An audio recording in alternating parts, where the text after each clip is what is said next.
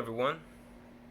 My name is Samuel, and today I'll be talking about trying to turn one's life around by beginning with an absolute and utter fear of failure. Now, I've never had a fear of failure.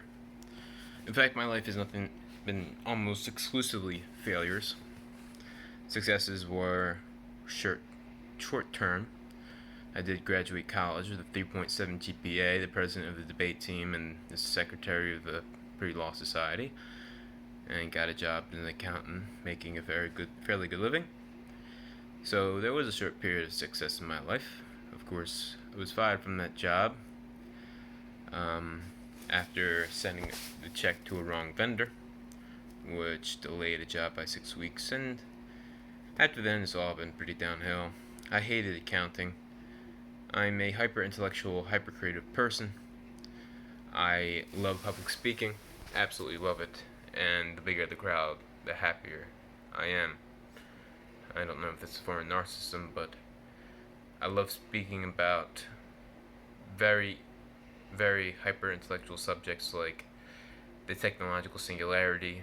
Like I read The Singularity is Near by Ray Kurzweil. I like talking about The Science of Good and Evil by Michael Shermer, one of my favorite books. I like talking about the Consilience, Consilience, The Unity of Knowledge by Edward O. Wilson. I like talking about strategies for engineered negligible senescence, which is basically strategies for halting or ending or reversing the aging process of human beings such that we can have, perpetual youth. I would not say eternal youth because even with engineered negligible senescence, that is the end of aging, you can still die in a car crash or what have you. Unless you've uploaded your brain to a computer, which is right around the corner, something Elon Musk is working on at the moment. These are sort of subjects I want to make videos about in the near future. But I spent my life working menial labor jobs. Right now I'm a carpenter's apprentice, even though I'm not really learning anything because the person that I work for really doesn't teach me anything. He just tells me to do the grunt work and never explains anything he's doing, and doesn't know really how to teach because he doesn't have the verbal capacity to do so. He's not a very verbally intelligent person, though he is very intelligent mechanically speaking. He can take anything apart and put it back together, but when it comes to articulating himself, he finds it extremely difficult to explain what he's doing. He just knows, I guess he thinks in pictures. So that's the type of learner he is, and thus he's not very competent as a teacher who can verbalize the process of what he's doing. Regardless, so I've been a failure for a long, long time now, years and years and years. I was a failure in high school, I was a failure in grade school. Well, except, in grade school I got straight A's, but I didn't have any friends because all I did was read books, and I really didn't get their sense of humor. Regardless, I eventually did have a rebellious phase in 7th and 8th grade where I started because I grew bored with the curriculum, because in 7th grade they tested me for ADHD because I stopped paying attention in class after having gotten straight A's from 1st through 6th grade. I started failing classes, and the psychiatrist found that I had an IQ of 129. I was reading and writing at a college level. Again, this is 7th grade. I'm reading and writing at a college level in 7th grade, and I have ADHD, and his only recommendation was that I start taking Ritalin. Not that I, find a gifted program or go to a gifted school or take community college courses online or in the evenings or anything like that. It was just, here are some drugs. And that's what this country does to pretty much all their gifted students is, gifted students, whether or not they have ADHD. I do have ADHD, but regardless, the only solution they have is drugs, and that's mainstream medicine for you. If you actually want real medicine, you have to go to a functional medicine doctor or a naturopathic medicine doctor. So anyway, I think the only people still watching this are people who are also hyperintellectual, which probably 0.1% of the population. I've struggled with depression throughout my entire life, anxiety, suicidal ideation, Hell, this morning I was praying to God to kill me.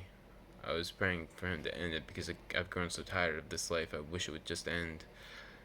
Either there's something on the other side that's far better than this, or there's nothingness.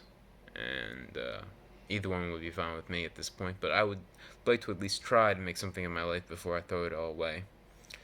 So, my new strategy after years of trying different self improvement methodologies half heartedly is to commit myself to instilling in myself a complete and utter fear of failure.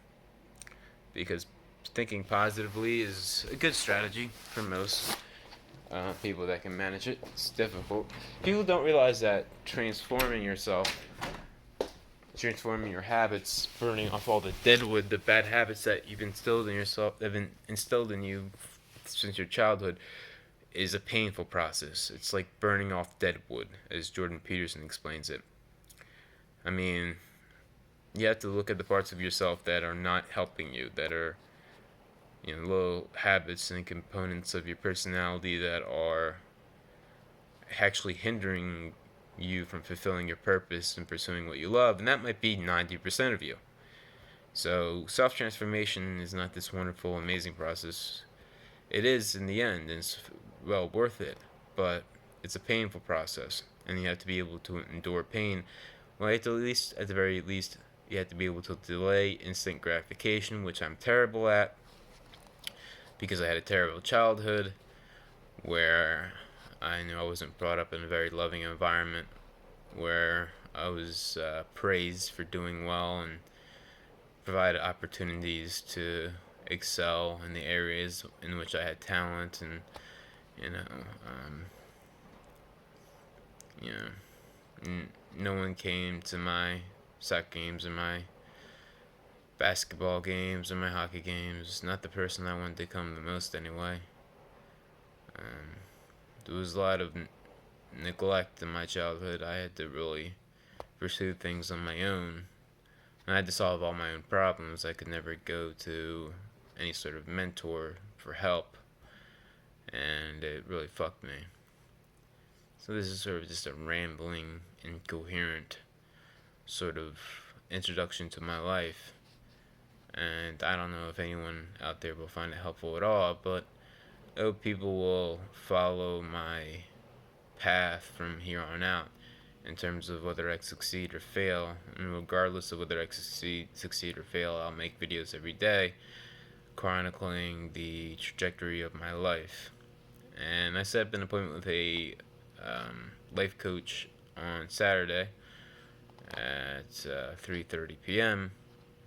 So I hope to give him good news on that day, saying that from this day to the day I talk to you, 5 days later, I have been achieving my goals. And hopefully I can work something out with him monetarily, even though I don't have many finances at the moment. Hopefully I can maybe talk to him once a month, and he'll have some sort of sliding scale. If not, I'll keep looking for a new life coach over and over again until I find the right guy for me. He also has to have the same sort of life philosophy as me, and also be able to give me valuable advice and input. The guy's kind of young that I'm talking to, so that doesn't mean anything. He could be a hyperintellectual who knows a great deal about self-transformation, just like Tony Robbins did when he was young. He helped so many people. Tony Robbins is probably the most underrated genius in psychological treatment today. People don't realize the amount of change he can initiate in a human being through a methodology that's just common sense, and this is based on his study of the most effective methods in all forms of human endeavor. His study of psychology and study of philosophy and study of thousands of books every year have allowed him to, and through trial and error, develop the most effective methodologies available to help someone transform quickly and effectively, and to continue to have those changes affect them for the rest of their lives. Anyway, that's the end of this rant, because I'm reaching the 10-minute mark. So thank you for watching. Have a great day, night, or evening.